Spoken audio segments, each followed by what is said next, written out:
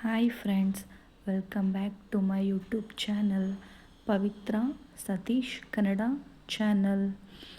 ಇವತ್ತು ನಾನು ತುಂಬ ಸಿಂಪಲ್ಲಾಗಿ ಬೋಟಿ ಗೊಜ್ಜು ಅಥವಾ ಬೋಟಿ ಸಾಂಬಾರ್ ಹೇಗೆ ಮಾಡೋದು ಅಂತ ತಿಳಿಸ್ಕೊಡ್ತೀನಿ. ಇದು ಮುದ್ದೆ ಜೊತೆ, ಚಪಾತಿ ಜೊತೆ, ವೈಟ್ ರೈಸ್ ಜೊತೆ ತುಂಬಾ ಚೆನ್ನಾಗಿರುತ್ತೆ.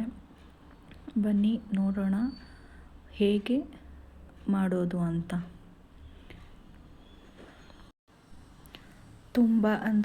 ತುಂಬ ಸಿಂಪಲ್ ಗೊಜ್ಜು ಅಥವಾ ಸಾಂಬಾರಿದು.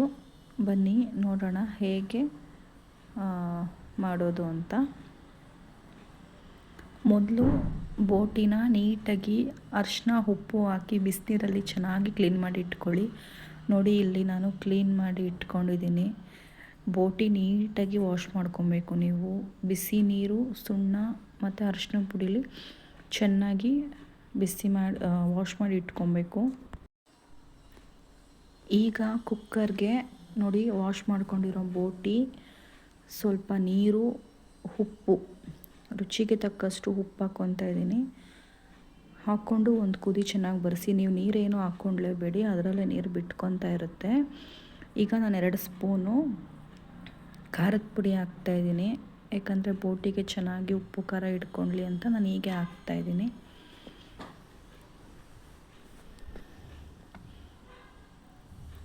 ನೆಕ್ಸ್ಟು 2 ಸ್ಪೂನು ಧನಿಯಾ ಪುಡಿನೂ ಹಾಕ್ಕೊಳ್ಳಿ. ಹೀಗೇ ನೋಡಿ, ನಾನು 2 ಸ್ಪೂನ್ ಧನಿಯಾ ಪುಡಿ ಹಾಕ್ಕೊತಾ ಇದ್ದೀನಿ. 2 ಸ್ಪೂನ್ ಧನಿಯಾ ಪುಡಿ ಹಾಕ್ಕೊಳ್ಳಿ. ಹಾಗೇ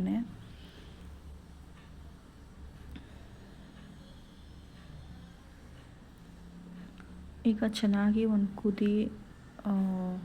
ಕುದಿ ಬರೋವರೆಗೂ ಕುದಿಸ್ಕೊಂಡು ಒಂದು 8ರಿಂದ 10 ವಿಜಿಲ್ ಹೊಡಿಸ್ರಿ. ಯಾಕಂದರೆ ಅದು ಚೆನ್ನಾಗಿ ಬೇಯಬೇಕು. ಹಾಗಾಗಿ, ಯಾಕಂದರೆ ಮತ್ತೆ ನಾವು ಮಸಾಲೆ ಎಲ್ಲ ಹಾಕಿದ್ಮೇಲೆ ನೋಡಿ, ನಾನು ಕುದಿಯೋಕ್ಕಿಟ್ಟು ವಿಸಿಲ್ ಹೊಡಿಸೋದಕ್ಕೆ ಕುಕ್ಕರ್ ಮೇಲೆ ಇಟ್ಬಿಟ್ಟಿದ್ದೀನಿ. 8 ವಿಸಿಲ್ ಹೊಡಿಸ್ರಿ. ಇಲ್ಲಿ ಮಸಾಲೆಗೆ ಏನೇನು ಬೇಕು ಅಂದರೆ ಈರುಳ್ಳಿ, ಟೊಮೊಟೊ, ಚಕ್ಕೆ, ಲವಂಗ, ತೆಂಗಿನಕಾಯಿ, ಏಲಕ್ಕಿ ಕಾಯಿ, ಧನಿಯಾ ಪುಡಿ ಇಷ್ಟು ಹಾಕ್ಕೊಂಡು ರುಬ್ಕೊಳ್ಳಿ. ನೋಡಿ, ನಾನು ರುಬ್ಕೊಂಡಿದ್ದೀನಿ, ಫೈನ್ ಪೇಸ್ಟ್ ಮಾಡ್ಕೊಂಡಿದ್ದೀನಿ. ಅಷ್ಟೇ, ರುಬ್ಬಿ ಕುದಿಯೋಕೆ ಇಟ್ಕೊಂಡ್ರೆ ಹಾಗೆ ಹೋಯಿತು. ಸಿಂಪಲ್ಲಾಗಿ ಬೋಟಿ ಗೊಜ್ಜು ನೋಡಿ ಎಷ್ಟು ಚೆನ್ನಾಗಿ ಕಾಣಿಸ್ತಾ ಇದೆ. ನೀವು ಇದನ್ನು ವೈಟ್ ರೈಸು, ಮುದ್ದೆ, ಚಪಾತಿ, ಪರೋಟ ಯಾವುದ್ರ ಜೊತೆಗಾದರೂ ತಿನ್ಕೊಬೋದು. ಇದರಲ್ಲಿ ತುಂಬ ಬೆನಿಫಿಟ್ಸ್ ಇದೆ.